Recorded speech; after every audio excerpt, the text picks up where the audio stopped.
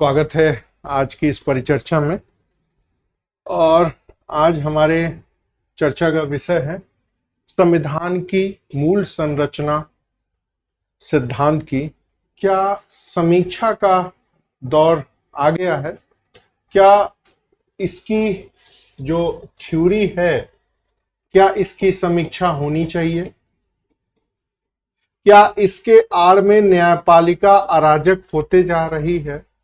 क्या न्यायपालिका की सीमा रेखा खींचना जरूरी है? क्या अब समय आ गया है कि संसद इस मुद्दे के ऊपर बहस करे?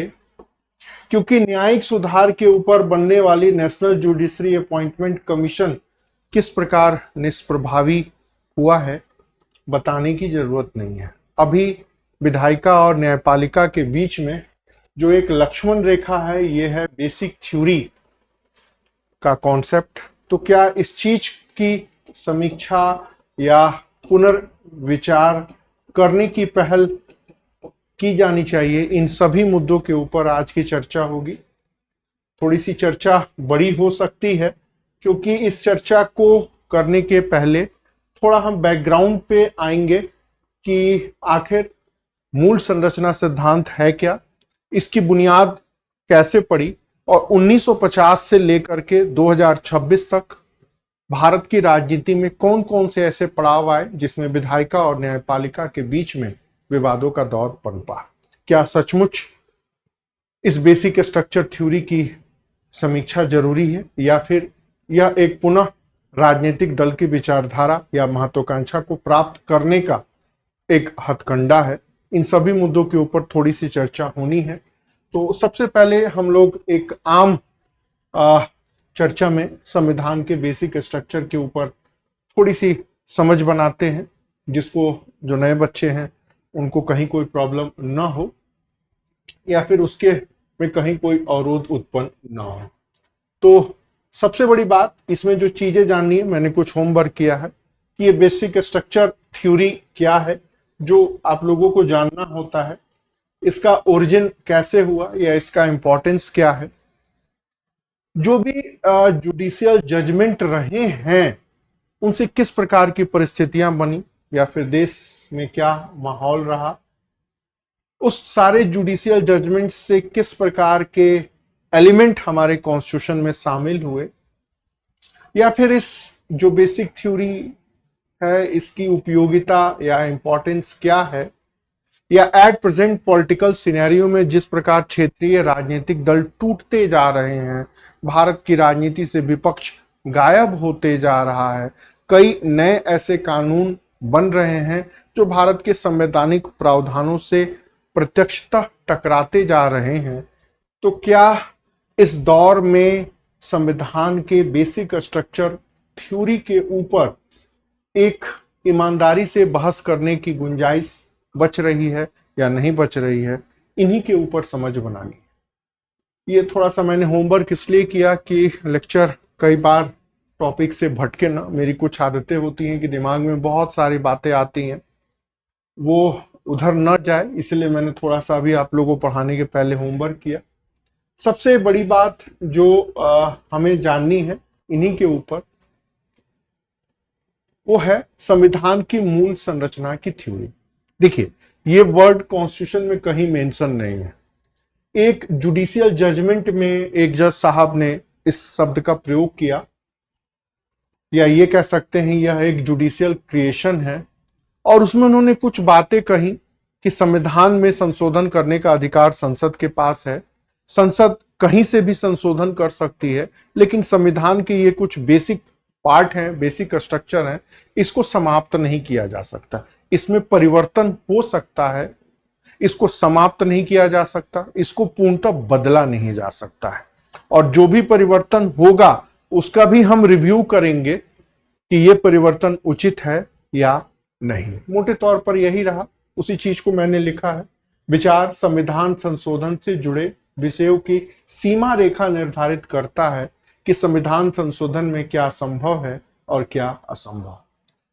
यह सिद्धांत यह बताता है कि यदि कोई संविधान संशोधन मूल संरचना से जुड़े प्रावधानों के विरुद्ध है तो न्यायपालिका अमान्य कर सकती है। कुल मिलाकर के एक तरीके से बेसिक स्ट्रक्चर ने सारे चीजों के ऊपर एक तरीके से जुडिशियल रिव्यू का बैकग्राउंड हमारे सामने रख दिया कि सरकार कुछ भी करेगी, हम उसकी समीक्षा करेंगे ही करेंगे कि वो संविधान सम्मत है या नहीं।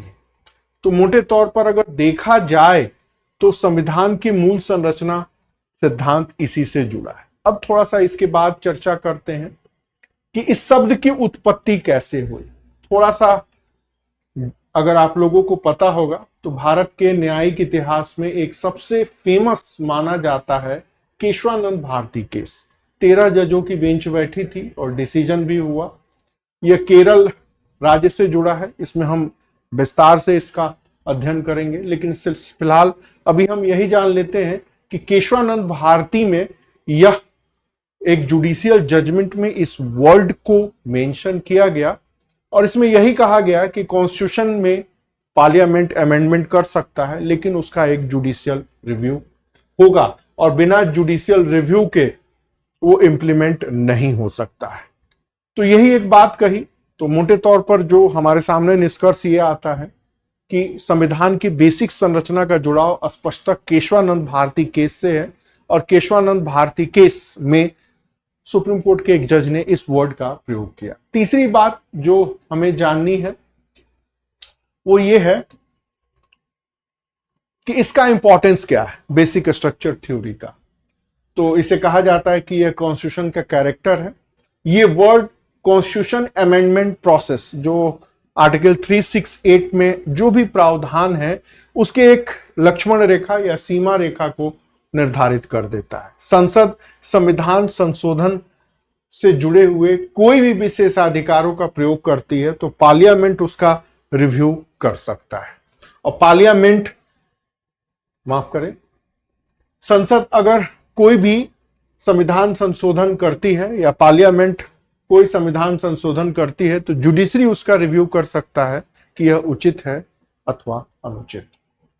कहा जाता है कि यह सिद्धांत एक फ्रांस के मशहूर विचारक हैं मॉन्टेस्क्यू, उनके ऊपर आधारित है या उनके सिद्धांतों के ऊपर आधारित है, जिन्होंने द स्पिरिट ऑफ लॉ किताब लिखी और उसमें यह बात कही थी कि शासन के 3 अंग अलग अलग होनी चाहिए। विधायिका का काम होगा कानून बनाना, कार्यपालिका का काम होगा उस कानून को इम्प्लीमेंट करना और न्यायपालिका का काम होगा इन दोनों के ऊपर नजर रखना, चेक एंड बैलेंस। तो इसी सिद्धांत के ऊपर बनाया गया। तो बेसिक थ्योरी का जो कॉन्स्टिट्यूशन का कॉन्सेप्ट है उसका इंपॉर्टेंस इसी सेंस में है कि पार्लियामेंट कोई भी रूल्स रेगुलेशंस बनाती है कॉन्स्टिट्यूशन अमेंडमेंट के माध्यम से तो जुडिशरी उसका रिव्यू कर सकती है। सबसे बड़ी बात, ये कुछ वाद हैं जिनकी चर्चा अब हम एक एक करके अभी क्रमशः करने वाले हैं, जिसके वजह से कॉन्स्टिट्यूशन की बेसिक थ्योरी का डेवलपमेंट हुआ। इसकी चर्चा हम यहीं रोकते हैं, आगे करेंगे। बात करते हैं कि कॉन्स्टिट्यूशन के बेसिक स्ट्रक्चर में क्या क्या शामिल है और उसमें कोई छेड़छाड़ नहीं हो सकता। हालांकि सुप्रीम कोर्ट के जज ने एक्सप्लेन नहीं किया कि बेसिक स्ट्रक्चर में क्या होगा क्या नहीं होगा, ये अभी भी बहुत उलझा हुआ है। उन्होंने यही बात कही थी कि कोई भी ऐसा चेंज नहीं होगा जो इन चीजों में बदलाव करे। वो बदलाव क्या है?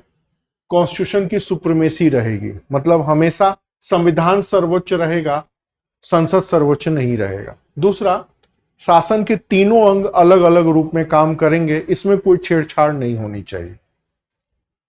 तीसरा है कि कॉन्स्टिट्यूशन का प्रियम्बल है और प्रियम्बल में जिस भाषा का प्रयोग हुआ है और प्रियम्बल में 1976 में जो अमेंडमेंट हुआ और 3 शब्द जोड़े गए उसमें भी कोई छेड़छाड़ नहीं होगा। ठीक उसी तरह केंद्र और राज्यों के बीच में जो संबंधों का दायरा है, संघ सूची, राज्य सूची, समवर्ती सूची नामक 3 शक्तियां बनी हैं, वो भी ज्यों के त्यों रहेंगे, उसमें भी कोई छेड़छाड़ नहीं होगा। मूल अधिकार और राज्य के नीति निर्देशक तत्वों का जो एजेंडा है वो नहीं बदलेगा।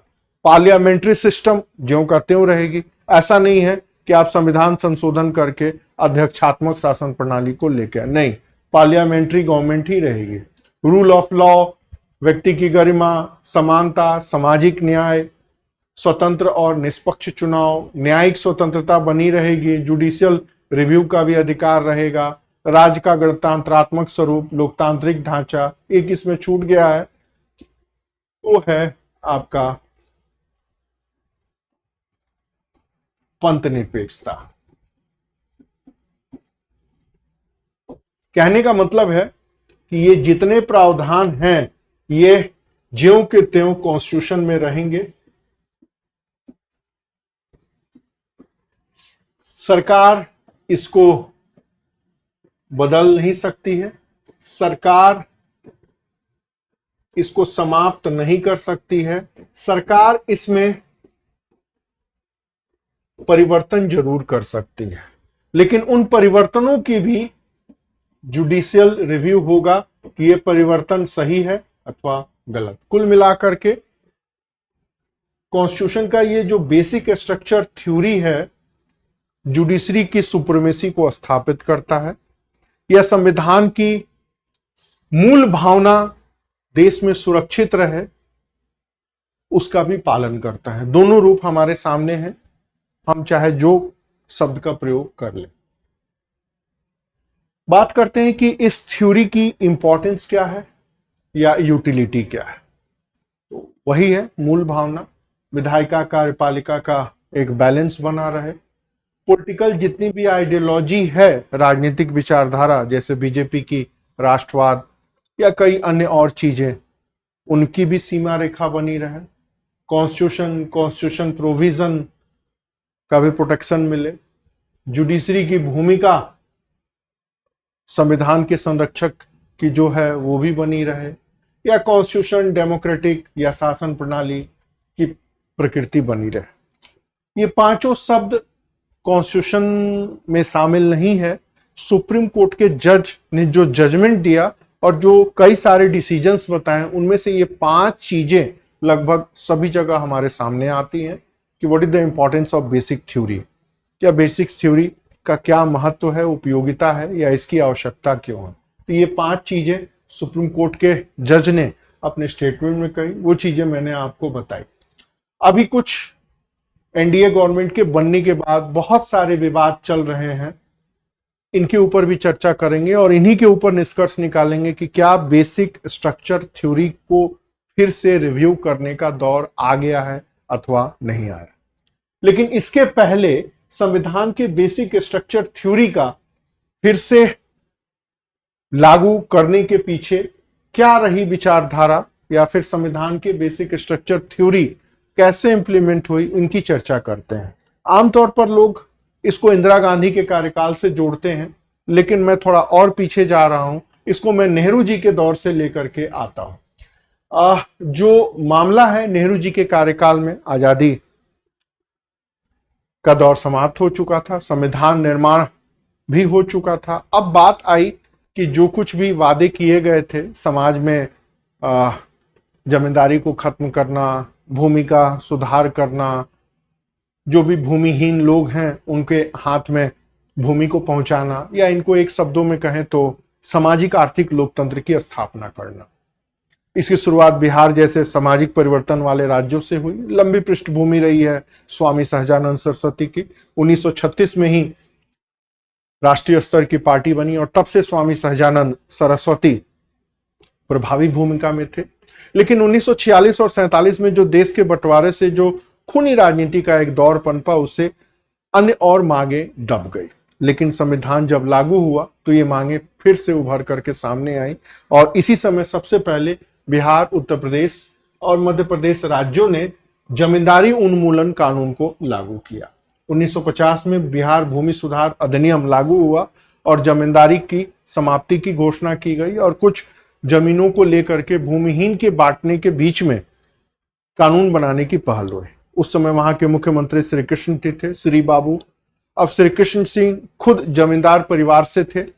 उन्होंने ये कानून बनाने के पीछे कौन सी मंशा के तहत पहल की होगी बताना मुश्किल है, क्योंकि 90 के दशक तक बिहार के इतिहास को देखें तो जातिवाद के जंजाल में बिहार जलता रहा है और कहीं ना कहीं जमींदार समर्थक पार्टियों का वर्चस्व रहा है।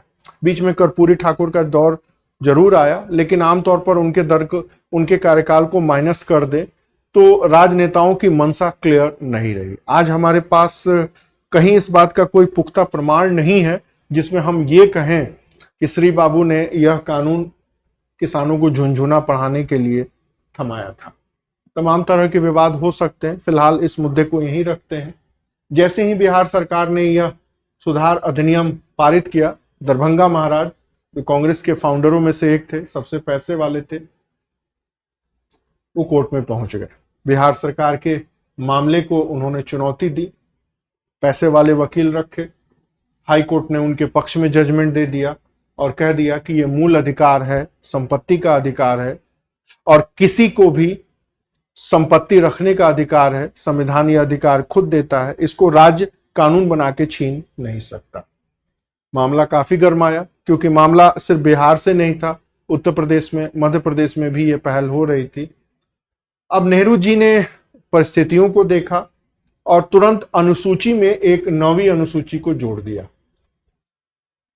9वीं अनुसूची मोटे तौर पर एक ऐसी अनुसूची है जिसमें कुछ विषय उठा के रख देंगे जिसकी जुडिशियल रिव्यू नहीं हो सकती, अर्थात न्यायपालिका में इसके ऊपर विवाद ही नहीं होगा।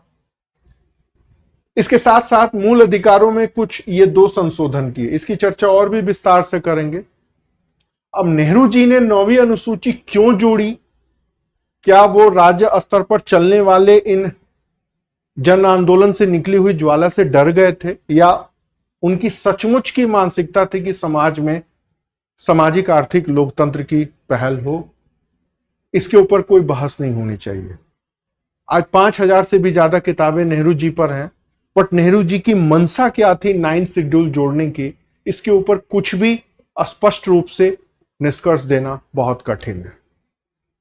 हम यही समझे कि 9वीं अनुसूची प्रथम संविधान संशोधन के साथ जुड़ी और भूमि सुधार के मामले को इसमें जोड़ दिया गया। अभी यह मामला शांति नहीं हुआ था कि पुनः मामला सुप्रीम कोर्ट में पहुंचा। 9वीं अनुसूची को चुनौती देने के लिए शंकरी प्रसाद बिहार, बंगाल और उड़ीसा के बॉर्डर पर उड़ीसा के एक बहुत बड़े जमींदार थे, इन्होंने भी पटना के 3 बंगाली बाबुओं को लेकर के सुप्रीम कोर्ट में 9वीं अनुसूची को चुनौती दी कि 9वीं अनुसूची मूलतः अवैध है, इसको समाप्त किया जाए। भारत के जितने भी मामले हैं उनमें शंकरी प्रसाद का मामला सबसे पहला और सबसे निर्णायक माना जाता है। सुप्रीम कोर्ट ने भी थोड़ा सा माहौल भांपा, सरकार का पक्ष लिया। सुप्रीम कोर्ट भी देखता है ना कि सरकार कैसी है, अगर बहुमत प्राप्त है तो वो पंगे ज्यादा नहीं लेती है। सरकार का पक्ष लिया और स्पष्ट रूप से निर्णय दिया कि सरकार या संसद मूल अधिकार में या फंडामेंटल राइट में बदलाव कर सकती है। यहां से ये बात क्लियर हो गई। लेकिन इसी बीच एक अन्य और मामला हुआ बेला बनर्जी का। बेला बनर्जी का मामला बंगाल से जुड़ा हुआ है। वहां भी बंगाल की सरकार ने बेला बनर्जी के कुछ जमीन को ले लिया। कोर्ट ने कहा कि भाई जमीनें आप ले सकते हैं लेकिन आप मुआवजा दें, और मुआवजा मार्केट रेट के अनुसार होना चाहिए। अब मार्केट रेट बड़ा महंगा था, कोई कहे मार्केट रेट के 4 गुना, मार्केट रेट के 2 गुना, इसमें भी विवाद हुआ। नेहरू जी फिर आगे आए और उन्होंने चौथा अमेंडमेंट प्रस्तुत किया कि जो मुआवजा होगा उसका भी निर्धारण संसद करेगी।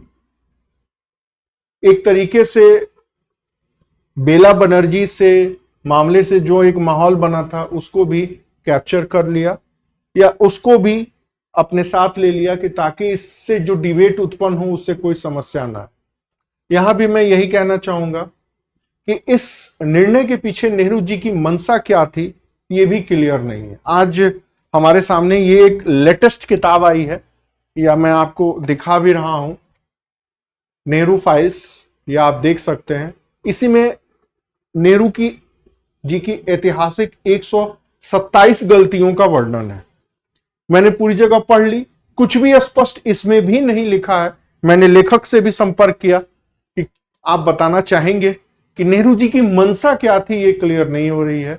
3 मुलाकात करने के बाद भी लेखक ने कहा मैं खुद नहीं समझ पा रहा हूं कि नेहरू जी ने जो ये निर्णय लिया इसके पीछे उनकी मंशा क्या थी। क्या वो सचमुच मुआवजा उचित दिलाना चाहते थे ताकि लोगों के साथ अन्याय न हो, या फिर सिर्फ राजनीतिक हलचल ना हो, डिबेट उत्पन्न ना हो, इस चीज को सॉर्ट आउट करना चाहते थे। आज भी यह मुद्दा अनसुलझा हुआ है। एक अन्य और मामला हुआ मद्रास में चंपक रई दोराइजन का मामला। मद्रास सरकार ने कुछ विशेष जातियों को मेडिकल शिक्षा के लिए आरक्षण का प्रावधान किया। महाराष्ट्र में पहले से भी आरक्षण था, हाई कोर्ट ने उसको रद्द कर दिया, कहा कि यह मूल अधिकारों का उल्लंघन है। एक और भी समस्या आई कि कई भारत के अन्य और राज्य थे जहां कुछ जातियां बहुत आगे थी और कुछ जातियां बहुत पिछड़ी थी। आज भी वही स्थिति है 2026 में। महाराष्ट्र की राजनीति द्रविड़ आंदोलन से जुड़ी हुई है।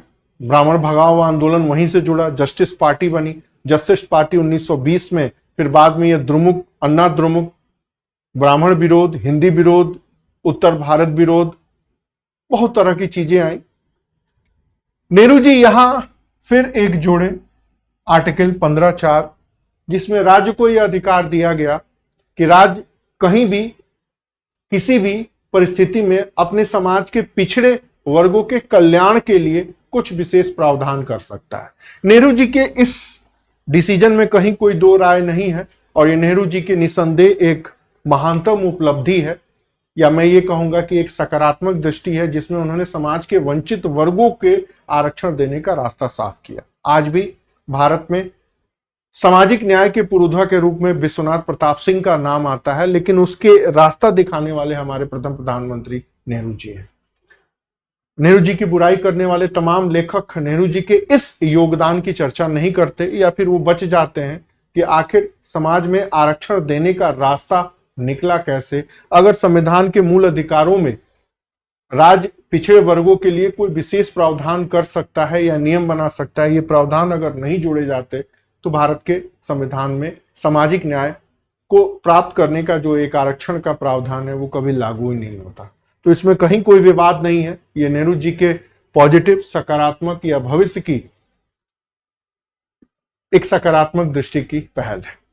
तो बिहार भूमि सुधार अधिनियम से निकला शंकरी प्रसाद, बेला बनर्जी और चंपक दोराइजन का मामला काफी चर्चित रहा, या ये कहिए नेहरू युग में विधायिका और न्यायपालिका के बीच में जो विवाद उत्पन्न हुआ या जो संघर्ष उत्पन्न हुआ, उसके पीछे था कि मूल अधिकार और राज्य के निर्देशक तत्व में बड़ा कौन है।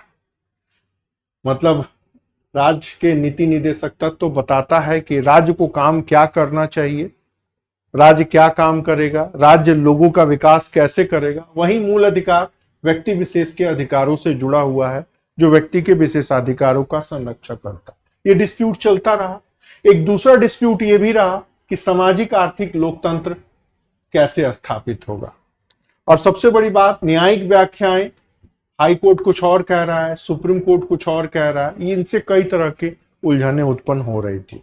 1964 में नेहरू जी का देहांत हो गया, लेकिन इसी समय एक अन्य और मामला आया, वो था पंजाब राज्य से, जिसने भारत के इतिहास और न्यायिक व्यवस्था और संवैधानिक प्रावधानों में निर्णायक परिवर्तन लेके आया। गोलकनाथ का मामला क्या है? यह भी भूमि सुधार से जुड़ा हुआ मामला था।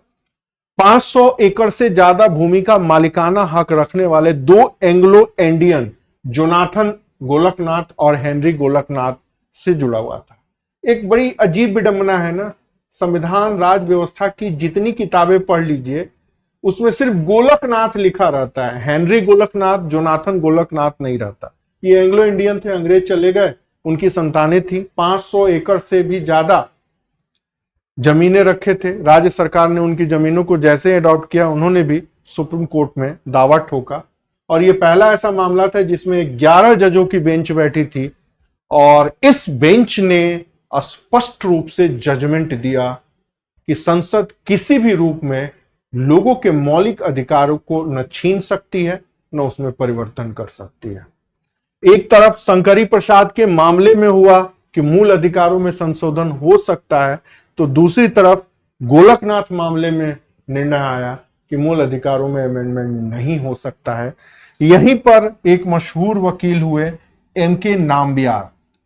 दुर्भाग्य है हमारे देश का कि जजों से ज्यादा प्रभावी भूमिका भारत में वकीलों की रही है, चाहे वो नाम्बियार साहब हो या ननी पालकीवाला हो या फिर सोली सोराबजी हो या फिर फली नरीमन हो। ऐसे दर्जनों वकील हैं जिन्होंने संविधान की इतनी शानदार व्याख्या की, और कहीं ना कहीं आज हमारे देश में जो डेमोक्रेटिक वैल्यू जुड़े हुए हैं उनमें सबसे स्वर्णिम योगदान इन वकीलों का। इनके ऊपर मैं अलग से एक लेक्चर रिकॉर्ड करूंगा। हालांकि इनकी औलादें आज लायक और नालायक के बीच में फंसी हुई हैं, सबकी अपनी व्याख्याएं हैं। खैर, नामबियार साहब ने ही सबसे पहले बेसिक स्ट्रक्चर शब्द का प्रयोग किया कि कॉन्स्टिट्यूशन के कुछ बेसिक स्ट्रक्चर हैं, पार्लियामेंट इन बेसिक स्ट्रक्चर में अमेंडमेंट नहीं कर सकते। ये शब्द इसलिए भी इंपॉर्टेंट है क्योंकि इसी शब्दों के आधार पर इसके बाद वाले केस में सुप्रीम कोर्ट ने बेसिक स्ट्रक्चर को डिफाइन किया। नामबियार साहब के ही साहबजादे हैं के वेणुगोपाल, जो कुछ समय पहले तक सॉलिसिटर जनरल रहे हैं। तो गोलकनाथ का मामला एकदम अलग है, और इसी समय भारत की प्रधानमंत्री थी इंदिरा गांधी। मतलब नेहरू जी के कार्यकाल में विधायिका और न्यायपालिका के बीच की जो टकराहट है वो दौर अभी थमा नहीं, वो दौर अभी आगे और बढ़ने वाला था। अब आइए उसकी चर्चा करते हैं श्रीमती गांधी के टाइम पीरियड पर क्या हुआ। श्रीमती गांधी जैसे ही प्रधानमंत्री बनी, उसमें 3 प्रमुख कांग्रेस के मठाधीश थे, के कामराज, नीलम संजीवा रेड्डी और एनजी निकलंजप्पा। इन्होंने लाल बहादुर शास्त्री के देहांत के बाद इंदिरा गांधी को सत्ता के शीर्ष पर बैठाया।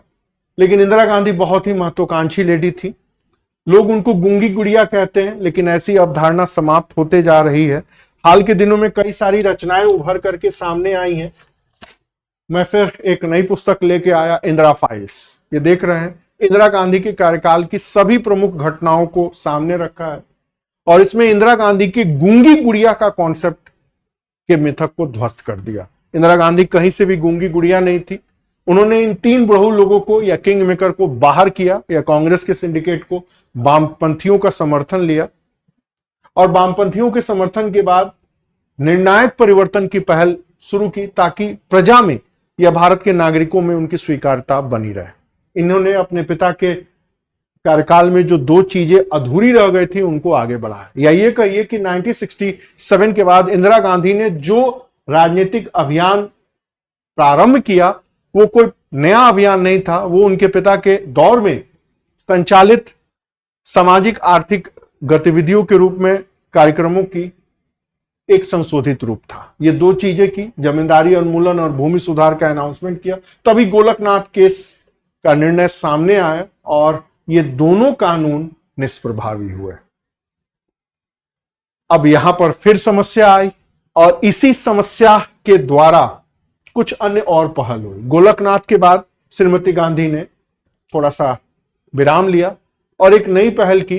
वो ये कहा कि भारत के जितने भी बैंक हैं वो सामाजिक दायित्व की पूर्ति नहीं कर रहे हैं, सिर्फ अमीर जादों को लोन दे रहे हैं, या फिर वो ब्लैक मनी को व्हाइट कर रहे हैं।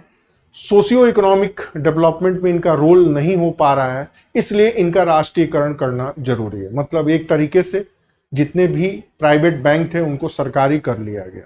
जैसे ही श्रीमती गांधी ने यह पहल की, एक अन्य मामला फिर सुप्रीम कोर्ट में गया, और सुप्रीम कोर्ट में आरसी कूपर का मामला हुआ। उसे चुनौती मिली और निर्णय आया कि मुआवजा सही नहीं मिला है, यह भी मूल अधिकार का उल्लंघन है, इसलिए इस संशोधन को रद्द कर दिया, या इस पहल को रद्द कर दिया गया। फिर उसके बाद एक दूसरी पहल और भी थी। देश में 550 से भी ज्यादा रियासतें थी, उनको पेंशन दिए जा रहे थे। श्रीमती गांधी ने एक दूसरी पहल की कि जितनी भी रियासतें थे उनकी पेंशनों को बंद कर दिया। रियासतें भी सुप्रीम कोर्ट में चली गई कि यह हमारा विशेषाधिकार है और इसमें कोई परिवर्तन नहीं होना चाहिए। मशहूर माधवराव सिंधिया का एक मामला हुआ, और इस मामले में इंदिरा गांधी के इस निर्णय को भी चुनौती मिली और एक तरीके से रद्द कर दिया गया। श्रीमती गांधी बहुत पॉपुलर लीडर थी।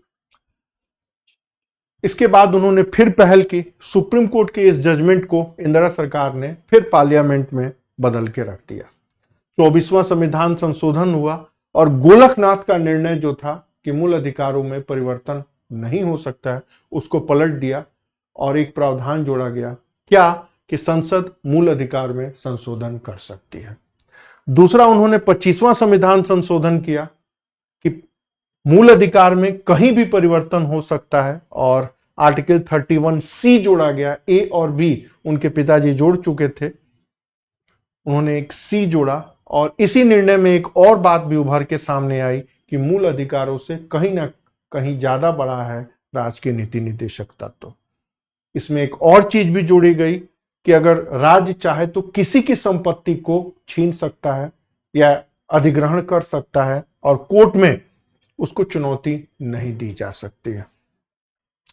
ये 3 प्रावधान जोड़े गए। फिर इसके बाद से एक अन्य और मामला आया, वो था केरल सरकार के भूमि सुधार की पहल के ऊपर 29वां संशोधन हुआ कि केरल के भूमि सुधार से जुड़े मामले को 9वीं अनुसूची में शामिल किया ताकि उन्हें चुनौती न मिल सके। बट केरल के भूमि सुधार का मामला कुछ अलग था। इस केस को कहते हैं केशवानंद भारती का मामला। केशवानंद भारती के बारे में थोड़ा सा आप जानिए, पूरी बात किताबों में नहीं बताई जाती है। भारत के धर्म संप्रदाय में शंकराचार्य का बहुत विशिष्ट स्थान है, मठ की स्थापना की और केरल से ही निकल करके पूरे भारत को एकता के सूत्र में बांधने का श्रेय शंकराचार्य को दिया जाता। केरल के इडनीर मठ के शंकराचार्य थे, काफी जमीनें थी, केरल सरकार ने उनकी जमीन को छीन लिया।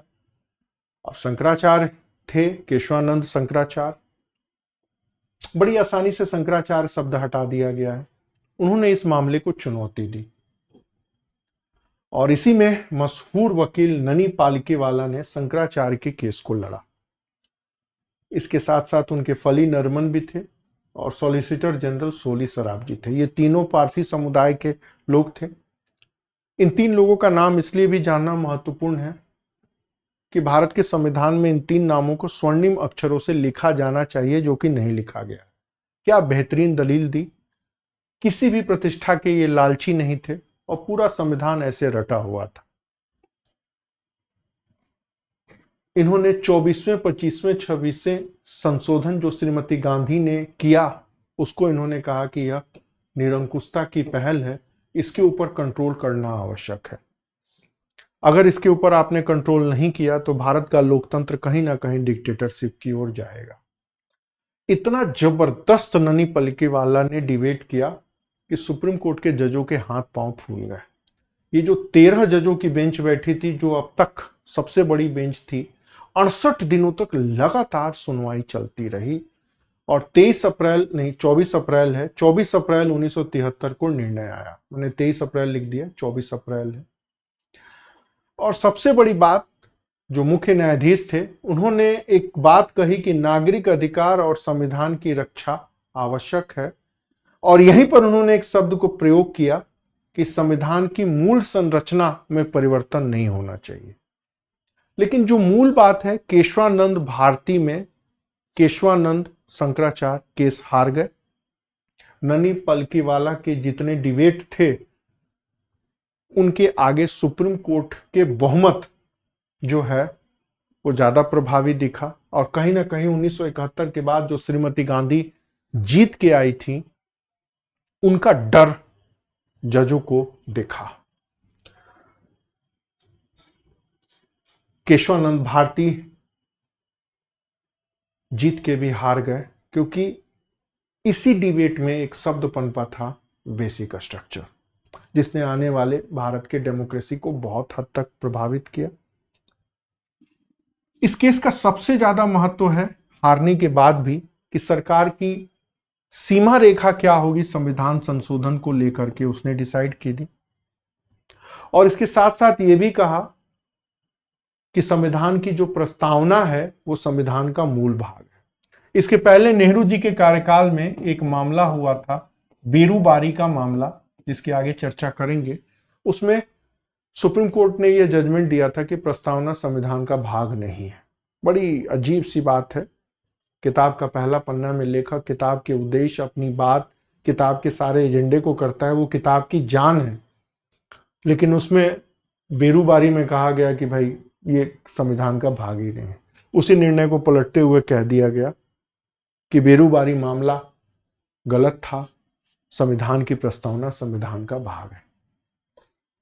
केशवानंद भारती का मामला इसीलिए फेमस है। केशवानंद भारती में केशवानंद हार गए, सरकार जीती, लेकिन इंदिरा गांधी यहीं तक सीमित नहीं रहने वाली थी। केशवानंद भारती के बाद 24 अप्रैल को chief justice of India retire होने वाले थे। इंदिरा गांधी ने जुडिशरी को अपने कब्जे में लेने की पहल की। आमतौर पर सुप्रीम कोर्ट का जज वही होता है जो सीनियरिटी में ऊपर आता है। नेहरू जी ने भी थोड़ा सा इसमें छेड़छाड़ करने की कोशिश की थी, लेकिन उस समय जजों के अंदर यह नैतिकता थी कि उन्होंने 3 जज एक साथ इस्तीफा दे दिए, लेकिन यहां पर ऐसा नहीं हुआ। इंदिरा गांधी सरकार ने सीनियर जजों को दरकिनार करते हुए एएन रॉय को ही जज बना दिया। एएन रॉय सरकार के चापलूस माने जाते थे और खुशी खुशी इन्होंने पद को स्वीकार कर लिया। और श्रीमती गांधी ने एक शब्द का प्रयोग किया था, प्रतिबद्ध न्यायपालिका। प्रतिबद्ध न्यायपालिका मतलब न्यायपालिका को प्रतिबद्ध होना चाहिए और सरकार के साथ कदम से कदम मिला के चलना चाहिए। श्रीमती गांधी के इस पहल से 3 जो अन्य और जज थे वो बड़े क्रुद्ध हुए। इसमें जस्टिस सेलेद, जस्टिस हेंग्रेथ और जस्टिस ग्रोवर थे। इन्होंने इस्तीफा दे दिया। इस समय कई सारे वकीलों ने ब्लैक डे का अनाउंसमेंट किया और गतिरोध को बरकरार रखा। कुल मिलाकर के केशवानंद भारती के जजमेंट के बाद न्यायपालिका को अपने कब्जे में लेने की श्रीमती गांधी की ये निर्णायक पहल भारत के संवैधानिक इतिहास में बड़ी महत्वपूर्ण समझी जाती है। दूसरे इसके बात करें कि उस समय देश की स्थिति थोड़ी सी अलग थी। मामला क्या था? 1971 के चुनाव में श्रीमती गांधी ने सरकारी खर्चे से चुनाव को जीता था। इस मामले को लेकर के उत्तर प्रदेश के एक बड़े समाजवादी नेता थे, चौधरी चरण सिंह के चेले या हनुमान के रूप में राजनारायण जी। उन्होंने इलाहाबाद हाई कोर्ट में या उत्तर प्रदेश के हाई कोर्ट में केस दायर कर रखा। 1971 से यह मामला चल रहा था। उसी समय यह जजमेंट आया। वहां के जस्टिस जगमोहन थे। उन्होंने कहा श्रीमती गांधी भ्रष्टाचार की दोषी हैं और उनके चुनाव लड़ने पर कुछ दिन प्रतिबंध लगा दिया, कुछ वर्ष। साथ में यह भी कहा कि चाहे तो श्रीमती गांधी सुप्रीम कोर्ट में अपील कर सकती हैं। कई सारे फिल्मों में यह सीन दिखाया भी गया है और जिस प्रकार श्रीमती गांधी ने ठेंगा दिखाया वो हाल में इमरजेंसी फिल्म में आपने देखा भी होगा। 6 वर्ष तक चुनाव लड़ने पर प्रतिबंध लगा दिया। सुप्रीम कोर्ट में मामला ले जाया जाए या नहीं ले जाया जाए, इसको लेके गतिरोध बना रहा और इसी निर्णय को लेकर के क्या होना चाहिए विपक्ष मुद्दा बनाने लगा। श्रीमती गांधी बुरी तरह घबरा गई और उन्होंने इस देश में इमरजेंसी की घोषणा कर दी और जैसे ही इमरजेंसी की घोषणा की 1,11,472 से भी ज्यादा विपक्ष के नेताओं को जेल में ठूस दिया गया, क्योंकि उस समय बगल में बांग्लादेश में आपातकाल लगा हुआ था और इस आपातकाल की पूरी रूपरेखा बनाई थी बंगाल के मुख्यमंत्री सिद्धार्थ शंकर रे ने, जो इंदिरा गांधी के फ्रेंड भी थे। कहा तो यह भी जाता है कि इसके लिए वो बांग्लादेश गए, शेख मुजीबुर रहमान ने क्या क्या किया था वही ड्राफ्ट ले आके श्रीमती गांधी को दे दिए। राष्ट्रपति थे फखरुद्दीन अली अहमद, उनको यह भी नहीं पता था कि आपातकाल लग गया। अगले दिन जब प्रेस वार्ता हुई, प्रेस के लोगों ने पूछा कि सर इमरजेंसी के ऊपर क्या विचार है, तो उन्होंने कहा कि अच्छा इमरजेंसी लग गई है। एनसीईआरटी की किताबों में एक बड़ा मशहूर कार्टून है कि राष्ट्रपति नहा रहे हैं और आपातकाल पे सिग्नेचर कर रहे हैं। कहने का मतलब है कि राष्ट्रपति की अपनी कोई भूमिका थी ही नहीं, या फिर ये कहिए उनके सारे निर्णय प्रधानमंत्री कार्यालय से लिए जाते थे। आपातकाल जैसे लगा, 1 साल तक तो कुछ विशेष इसमें नहीं हुआ। 1 साल के बाद इसमें निर्णायक बदलाव आया।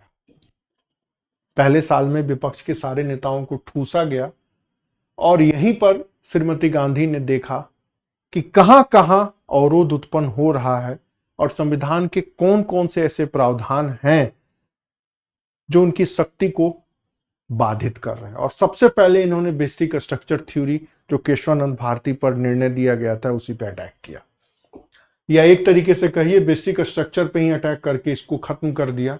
42वां संविधान संशोधन का एक मॉडल सामने आया और उसमें संसद को, पार्लियामेंट को सुप्रीम किया गया और कहा गया पार्लियामेंट जो चाहे सो करे, इनकी जुडिशियल रिव्यू नहीं हो सकती है। क्या चेंज किया गया? इसी दौर में 3 शब्द प्रस्तावना में डाले गए, समाजवादी, पंथ निरपेक्षता और अखंडता। इसकी चर्चा फिर कभी कि ये शब्द क्यों डाले गए, इस शब्द को बाद में जनता पार्टी की सरकार ने क्यों नहीं हटाया और आज तक ये संविधान की प्रस्तावना में क्यों शामिल है, और 2024 में इन 3 शब्दों में से एक शब्द को जो चुनौती दी गई, फिर सुप्रीम कोर्ट ने इसी बेसिक स्ट्रक्चर का हवाला दे करके इसको कैंसिल कर दिया। इसकी चर्चा अगले वीडियो में। इन्होंने एक शब्द और भी जोड़ा, वो है मूल कर्तव्य, और उसके कुछ 10 गुण बताए कि इस देश के नागरिकों का राष्ट्र के प्रति क्या कर्तव्य होना चाहिए। जो विधायिका का कार्यकाल था 5 वर्ष से बढ़ा करके 6 वर्ष कर दिया गया। संसद की बैठक के लिए मिनिमम सदस्यों की उपस्थिति अनिवार्य है, या विधानसभा के सदस्यों के लिए भी, उसको भी इन्होंने समाप्त करवा दिया। 4 नए तत्व राज्य के निर्देशक तत्वों में जोड़े गए। राज्य सूची के कुछ विषय थे जिसको पार्लियामेंट या संसद अगर नियम बनाती थी तो अक्सर उसमें विवाद उत्पन्न होता था, तो राज्य सूची के भी कुछ विषय को उठा करके कंकरेंट लिस्ट में डाल दिया गया। कंकरेंट लिस्ट में डालने का एक प्रावधान हुआ कि अगर राज्य और केंद्र दोनों चाहे तो कानून बना सकते हैं, लेकिन अगर इसमें कहीं कोई गतिरोध उत्पन्न होता है तो संसद का कानून प्रभावी माना जाएगा। आर्टिकल 368 को पुनः बेलगाम किया गया और कहा गया कि इसके तहत जो चाहे सरकार कर सकती है, उसकी जुडिशियल रिव्यू नहीं होगी, या ये कहिए कि जुडिशियल रिव्यू के लिमिटेशन को इन्होंने सीमित कर दिया गया।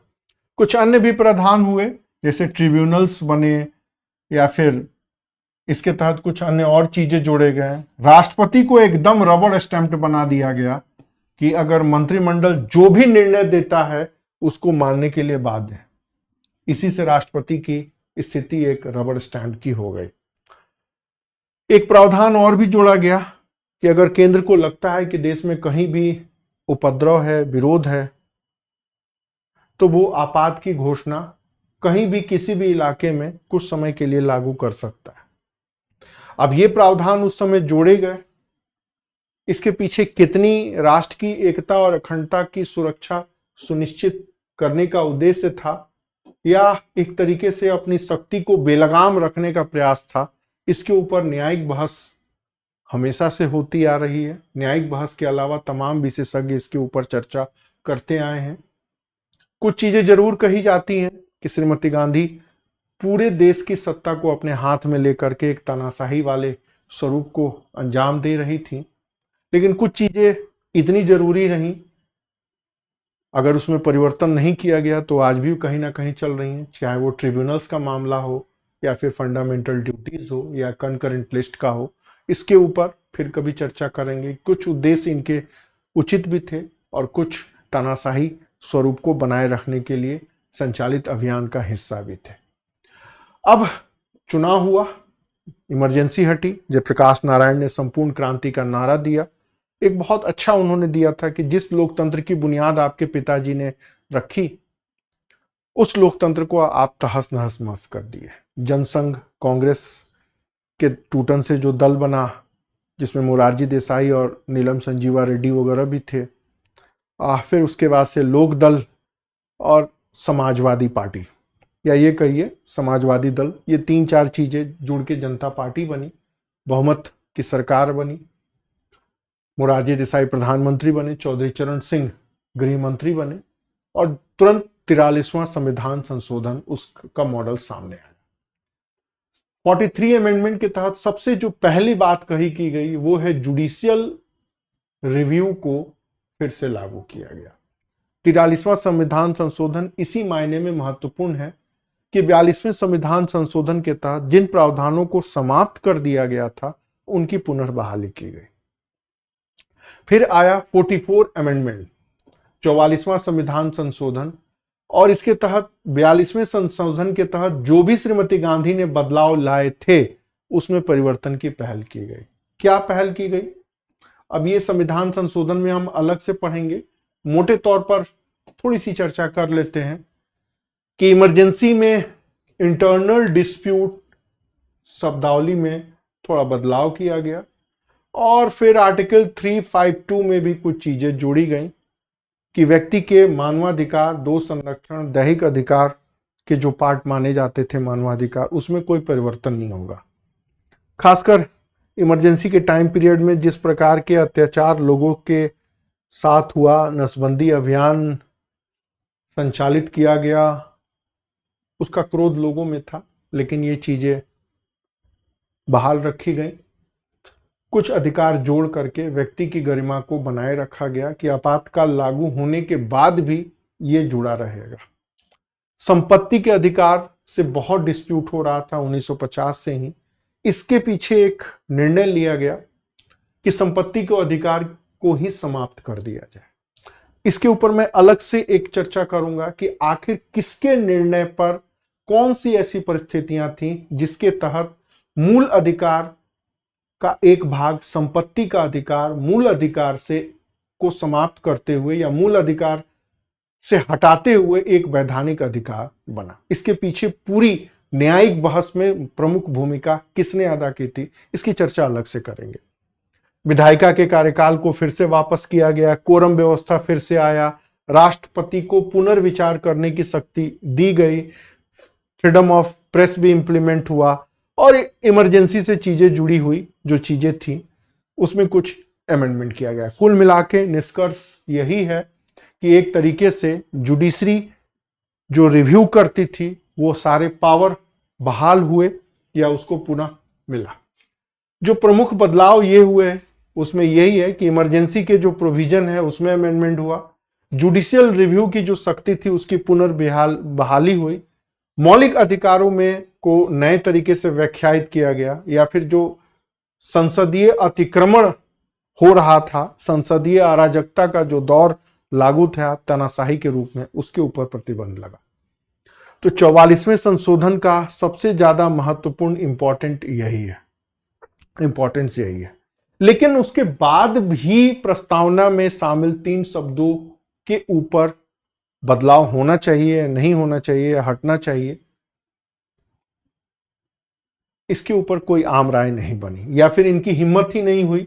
अब इसकी चर्चा हम आगे फिर करेंगे कि आखिर प्रस्तावना में जो 3 शब्द जोड़े गए उनमें क्यों बदलाव नहीं किया गया। दूसरा, जो स्टेट लिस्ट के सब्जेक्ट को कंकरेंट लिस्ट में शामिल किया गया या डीपीएस में जो 3-4 चीजें जोड़ी गई या फंडामेंटल ड्यूटीज जुड़ी या ट्रिब्यूनल्स बना या राष्ट्रपति को जो बाउंडेड किया गया, ये 6 चीजें जो इंदिरा गांधी ने की थी इनमें कोई पहल नहीं हुई।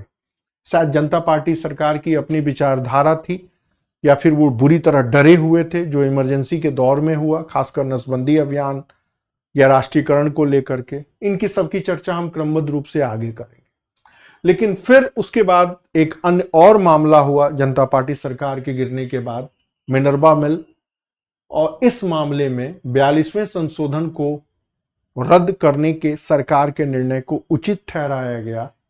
और सबसे बड़ी बात यह है कि मूल ढांचे से जुड़ा हुआ केशवानंद भारती मामले में जो निर्णय दिया गया उसको उचित, महत्वपूर्ण और आवश्यक बताया गया।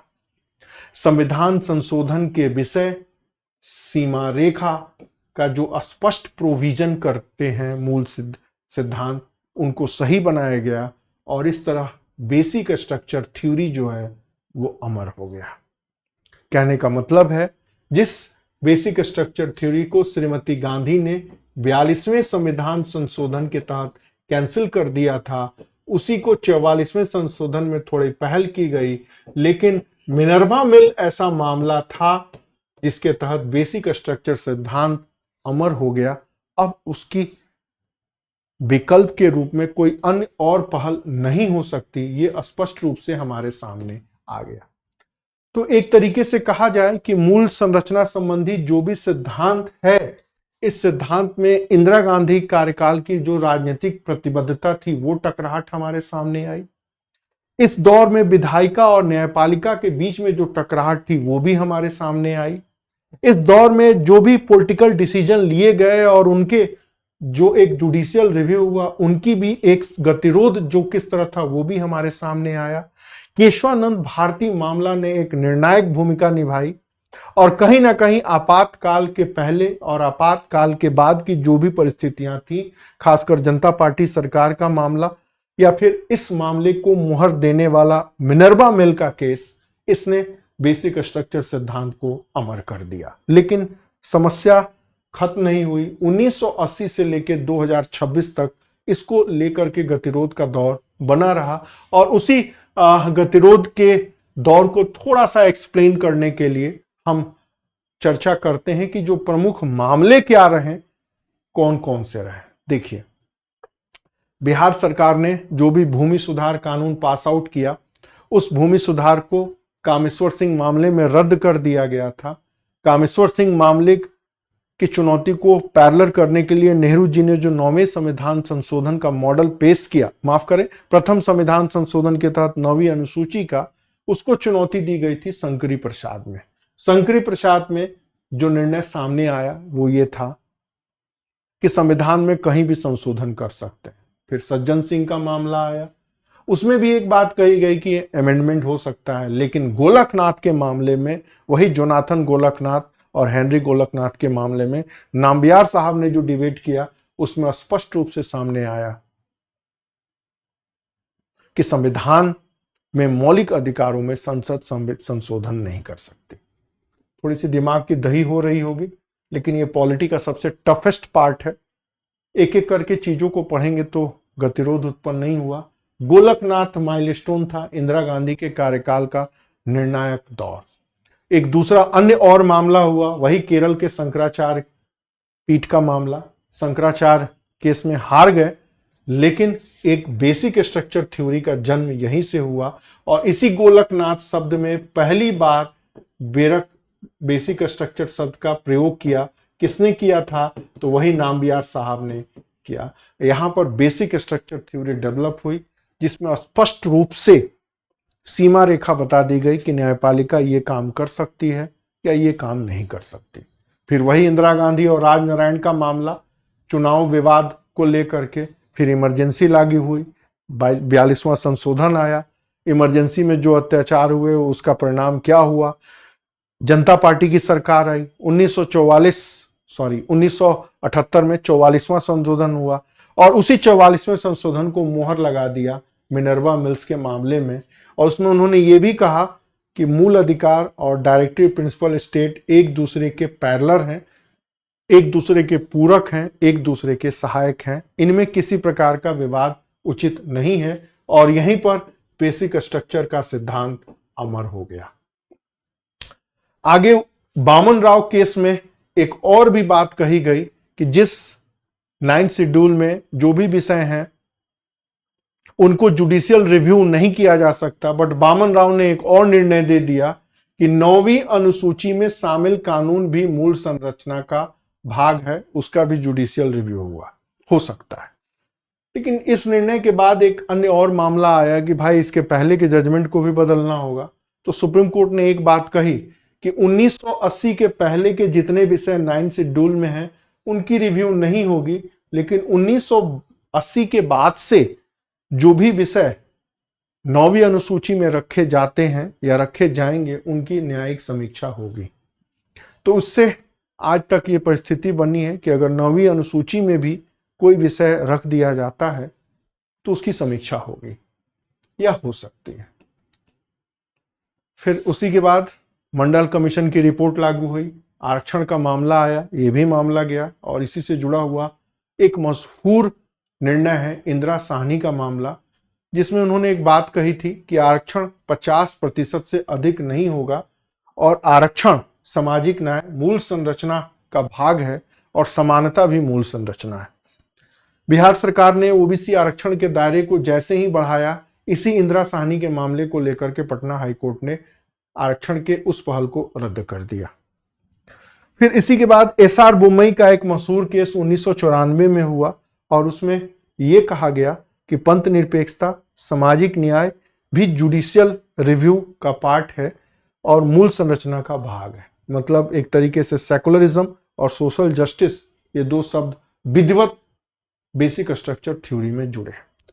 तो बेसिक स्ट्रक्चर थ्योरी जरूर केशवानंद भारती के निर्णय में कह दिया गया था, लेकिन बेसिक स्ट्रक्चर में क्या क्या शामिल होगा वो धीरे धीरे क्रमबद्ध रूप से बढ़ता रहा।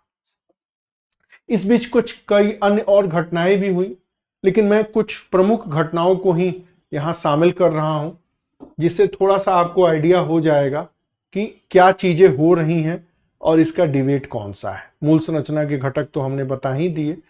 एट प्रेजेंट सिनेरियो में क्या चल रहा है, अगर एनडीए गवर्नमेंट या मोदी सरकार के इस दौर को देखें तो मोदी सरकार ने कुछ पहल की। सबसे पहले न्यायपालिका के जजों की नियुक्ति में सुधार की पहल की और जिस कोलेजियम सिस्टम का प्रावधान हमारे देश में लागू था उनको हटाते हुए एक सिस्टम बनाया, नेशनल जुडिशरी अपॉइंटमेंट कमीशन। 2014-15 में इसकी रूपरेखा सामने आई, संविधान संशोधन भी इंप्लीमेंट हुआ। लेकिन जैसे ही ये मामला सामने आया, सुप्रीम कोर्ट ने इसी कॉन्स्टिट्यूशन के बेसिक स्ट्रक्चर का पार्ट मानते हुए केंद्र सरकार के एनजेएसए प्रोविजन को रद्द कर दिया गया। इसको लेकर के अभी भी गतिरोध का दौर जारी है। दिल्ली में एक जज साहब किस तरह भ्रष्टाचार के दोषी पाए गए, उनके ऊपर कैसे चुप्पी साधी गई, उनको कैसे यहां से इलाहाबाद ट्रांसफर किया गया और कोई दंड नहीं दिया गया, उसको लेकर के बौद्धिक बहस का दौर अभी भी जारी है। अभी तक न्यायपालिका में जजों के ऊपर बहस करने का विशेषाधिकार वकीलों तक सीमित था, लेकिन अब जब से सोशल मीडिया हमारे सामने आया है, भारत के आम नागरिक भी जजों के इस मनमानीपन वाली व्यवस्था के ऊपर टिक्का टिप्पणी या कटाक्ष कर रहे हैं। जज भी या न्यायपालिका भी कितने लोगों के ऊपर कंटेम्प्ट ऑफ कोर्ट का मामला चलाएगी। सुप्रीम कोर्ट के वर्तमान जज ने जैसे ही एक टिप्पणी की, उनके विरुद्ध किस प्रकार प्रतिक्रिया आई और कैसे उन्होंने कॉकरोच शब्द का प्रयोग किया, और कॉकरोच जनता पार्टी का जो राजनीति का दौर हमारे सामने है वो भी आप देख ही रहे होंगे। दूसरा, केंद्र राज्य संबंधों में राज्यपाल की जो भी सक्रियता आई या केंद्र सरकार CBI, ED, national investigation agency के माध्यम से राज्यों के राजनीति में दुरुपयोग कर रही है, उसके ऊपर भी व्यापक बहस सामने आ रही है। तमाम तरह के विपक्षी दल ये आरोप लगा रहे हैं कि बेसिक स्ट्रक्चर के बाद भी केंद्र सरकार संवैधानिक प्रावधानों को रद्द कर रही है, केंद्र राज्य संबंधों को रौंद रही है, लेकिन कोर्ट कुछ कर नहीं पा रहा है। इसी तरह केंद्र राज्य वित्तीय संबंधों में भी अवरोध उत्पन्न हुआ। जीएसटी को लेकर के विपक्ष ने गब्बर सिंह टैक्स का नाम दिया, लेकिन कोर्ट ने इसके ऊपर कोई इंटरफेरेंस करने से इनकार कर दिया। लगातार आरोप लग रहा है कि मोदी सरकार कहीं ना कहीं संविधान के पंथ निरपेक्षता की भावना को नष्ट कर रही है, समाप्त कर रही है, या कई ऐसे प्रावधान कर रही है जिससे धर्मनिरपेक्षता जो मूल संरचना का भाग है वो समाप्त हो रहा है। कैसे? सिटीजन अमेंडमेंट एक्ट में ऐसे प्रावधान रखे गए हैं जो धर्म के आधार पर भेदभाव करते हैं। एक तरीके से देखें तो ये मूल अधिकार का उल्लंघन है, जिसमें मुस्लिम धर्म संप्रदाय को छोड़ के पाकिस्तान, बांग्लादेश और अफगानिस्तान के निवासियों को भारत में नागरिकता देने का प्रावधान रखा गया। इसके अपने कारण है, इसके अपने विवाद हैं, हम उन विवादों में न पड़े तो बेहतर होगा। कोर्ट में मामला गया, कोर्ट ने कहा कि यह देश की एकता और अखंडता के लिए जरूरी है, इससे पंथ निरपेक्षता के ऊपर कोई विशेष प्रावधान नहीं आ। केंद्र सरकार की अपनी दलील थी, विपक्ष की अपनी दलील थी, सुप्रीम कोर्ट का अपना जजमेंट था। ठीक उसी तरह एक तरफ मूल अधिकार लोगों को अपने धर्म के अनुसार जीने की आजादी देता है, दूसरी तरफ राज्य का नीति निर्देशक तत्व कहता है एक देश एक कानून लेके आइए, कॉमन सिविल कोड। इसको लेके गतिरोध अभी भी बना हुआ है। 8 राज्यों में कॉमन सिविल कोड लगभग कहीं ना कहीं रूप में लागू हो रहा है। धर्मांतरण को रोकने का कानून लागू है, लव जिहाद पे जो भी है आप सुने होंगे, वो भी चीजें कहीं ना कहीं देश में माइनॉरिटीज प्रोटेक्शन और वेलफेयर के लेकर के जो भी प्लान बने थे उसमें बहुत चेंज दिख रहा है। विपक्ष का आरोप है कि एनडीए गवर्नमेंट सेकुलरिज्म की फीलिंग को डाइवर्ट कर रही है या क्राइसिस कर रही है या मोड़ रही है। भारत की राजनीति में पिछले 13 सालों में एक बदलाव तो हुआ है कि पंथ निरपेक्षता शब्द इतना ज्यादा विवादित हो चुका है कि आज इसके ऊपर कोई चर्चा भी नहीं करना चाहता। खैर, इसके ऊपर यह भी आरोप लग रहा है कि केंद्र राज्य संबंधों में संघ सूची राज्य सूची है, बट केंद्र सरकार कई ऐसे मामलों में खुद पहल कर रही है, कानून बना दे रही है और कहीं ना कहीं संविधान के मूल भावना का उल्लंघन हो रहा है। जैसे 3 कृषि कानून या जो भी आपराधिक कानून आए हमारे सामने, उसमें राज्यों का कोई सहयोग नहीं लिया गया, सीधे इंप्लीमेंट कर दिया गया। लेकिन यहां भी सुप्रीम कोर्ट ने डायरेक्ट केंद्र सरकार से पंगे लेने से इनकार किया और चुप्पी साधे रखी। यह भी कहा जा रहा है कि निर्वाचन आयोग है, कैग है या सेंट्रल विजिलेंस कमीशन है, इनके माध्यम से केंद्र सरकार राज्यों के पूरी तरह डिस्टर्ब कर रही है। यह भी मामला कोर्ट में गया, बट यहां भी सुप्रीम कोर्ट ने कुछ भी इंटरफेरेंस करने से इनकार कर दिया गया, क्योंकि चुनाव कराना निर्वाचन आयोग का अधिकार है। चुनाव कैसे कराएंगे ये उसका अपना जजमेंट है। बिहार में एसआईआर हुआ, बंगाल में एसआईआर हुआ, उसमें विपक्ष ने कई तरीके के आरोप लगाए, लेकिन उन आरोपों को सुप्रीम कोर्ट में प्रमाणित नहीं कर पाए, या एक तरीके से कहिए सरकार के तर्कों के आगे वो बौने नजर आए। ये तर्क उनके काम नहीं आए। इसके अलावा ये भी आरोप है कि उपा कानून लागू हो रहा है, कई लोगों को देशद्रोह का आरोप लगा करके मुंह बंद कर दिया जा रहा है, बुलडोजर जस्टिस चल रही है, घरों को तोड़ देना वगैरह वगैरह, या फिर केंद्र सरकार जितने भी असहमति के स्वर हैं उनको दबा रही है और व्यक्ति की गरिमा, जीने की आकांक्षा या मूल अधिकार जो भी है उसकी सुरक्षा करने में न्यायपालिका प्रतिबद्ध नहीं हो रही है। इसके ऊपर भी केंद्र सरकार ने अपनी दलीलें दी, विपक्ष यहां भी धराशायी होते जा रहा है। कुछ अन्य बहस जो आपने सुने होंगे वो ये सुने होंगे कि संविधान को समाप्त करके लोग मनुस्मृति लागू करने वाले हैं। ये शब्द बिहार के चुनाव में बड़ा प्रभावी हुआ, लेकिन बंगाल के चुनाव में मुद्दा नहीं बना। बीच बीच में विपक्ष ने यह भी कहा है कि यह देश संविधान से चलेगा, India is a constitutional state, India is a not a cultural state. लड़ाई यही है। कांग्रेस वाले कहते हैं कि इंडिया एक कॉन्स्टिट्यूशनल स्टेट है, बीजेपी वाले कहते हैं इंडिया एक कल्चरल स्टेट है। विपक्ष का यह भी आरोप है कि संविधान को समाप्त करके हिंदू राष्ट्र बनाने की पहल हो रही है। पिछले 13-14 सालों में जो भी आरोप लगा संविधान के ब्रिटिश स्ट्रक्चर के ऊपर, वो यही लगा। सरकार ने अपना तर्क सामने रखा कि यह जो भी हम पहल कर रहे हैं वो राष्ट्रीय सुरक्षा, एकता, अखंडता को बनाए रखने के लिए कर रहे हैं। जो भी हमारी संस्थाएं हैं वो करप्शन पर कंट्रोल करने के लिए एक्टिव हैं। संसदीय सुप्रीमेसी बनी रहे इसकी भी हम पहल कर रहे हैं, या फिर संप्रभुता का पालन कर रहे हैं, और जो जुडिशियल एनार्किज्म को भी बैलेंस करने के लिए पहल कर रहे हैं। संघवाद भी इससे मजबूत हो रहा है। कुल मिलाकर के केंद्र सरकार का पलड़ा यहां प्रभावी दिख रहा है। और जिस प्रकार क्षेत्रीय दल टूट रहे हैं, खासकर बंगाल के इलेक्शन के पश्चात तृणमूल कांग्रेस टूटी, ठीक उसी तरह शिवसेना के भी टूटने की खबर है। ठीक इसी के साथ साथ राष्ट्रवादी कांग्रेस पार्टी जो पहले टूट चुकी है उसके भी टूटने की खबर है। और ताजा न्यूज चल रहा है समाजवादी पार्टी भी टूटेगी। ये कल तक की न्यूज है, आज 18 जून है, 17 जून तक की ये खबर है। अगर ये टूटेगी तो ये सारे लोग एनडीए के सपोर्ट में आने वाले हैं, या एनडीए अपना इतना समर्थन तो बढ़ा ही लेगी कि लोकसभा हो या राज्यसभा हो, संसद के मॉनसून सत्र में वो परिसीमन का बिल, महिला आरक्षण का bill, one nation one election, ये 3 बातें हैं जिनके माध्यम से वो अपना बहुमत पार कर लेगी। एक तरीके से कहें तो बड़ी चालाकी से केंद्र सरकार ने बिना संविधान के बेसिक स्ट्रक्चर में छेड़छाड़ किए हुए बेसिक स्ट्रक्चर में ही महत्वपूर्ण परिवर्तन करने की पहल का रास्ता खोज लिया है। अब इसके साथ साथ बहुत सारे मुद्दे हैं जो इससे जुड़े हुए हैं। क्या कि बेसिक स्ट्रक्चर का सिद्धांत ही अप्रभावी हो गया है, या पूर्व की चुनौतियों को देखते हुए केंद्र सरकार ने एक नया रास्ता बनाया है।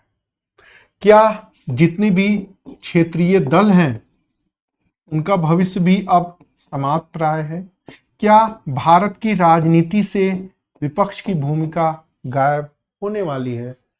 इन सभी के ऊपर वैचारिक विमर्श का दौर जारी है। चूंकि हमारा दायरा बेसिक स्ट्रक्चर की थ्योरी से ही है तो हम अपने बातों को बेसिक स्ट्रक्चर की थ्योरी तक ही रख रहे हैं। सबसे बड़ी बात कि बेसिक स्ट्रक्चर थ्योरी आज भी कॉन्स्टिट्यूशन के एक मेजर कैरेक्टर के रूप में शामिल है और बेसिक स्ट्रक्चर पर डिबेट अभी भी होते जा रहे हैं।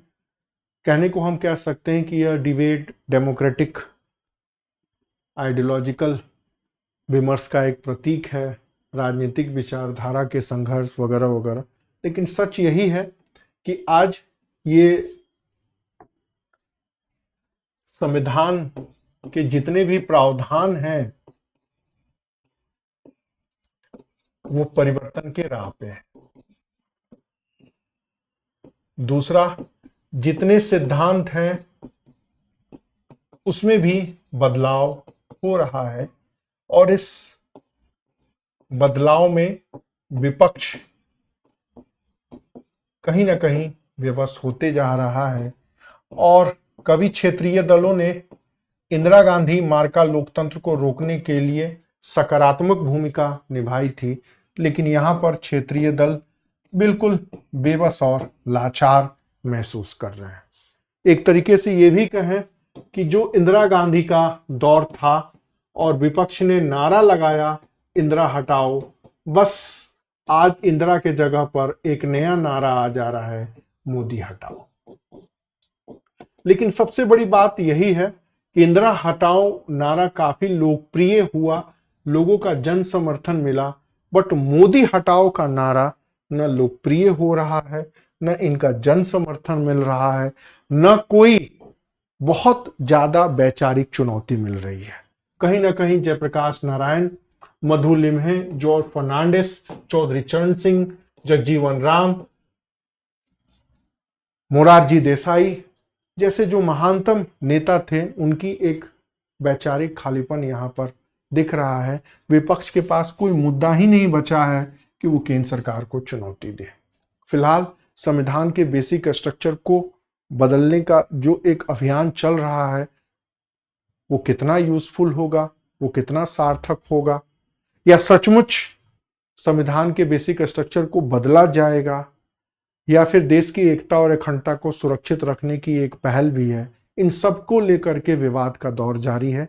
जितने विशेषज्ञ हैं वो अपने हिसाब से इस चीज को एक तरीके से चुनौती दे रहे हैं या तार्किक तर्कों से सिद्ध कर रहे हैं कि सरकार ये करेगी वो करेगी।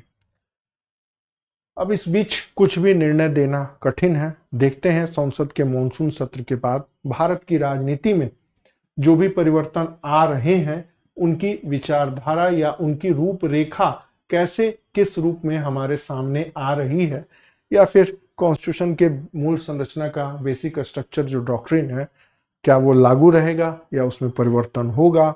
इस परिवर्तन का भविष्य क्या होगा, इसके ऊपर अभी कुछ भी कहना जल्दबाजी होगी। तो इंतजार करिए, संसद के मॉनसून सत्र का फिर एक बहस का दायरा फिर आगे बढ़ेगा। Thank you.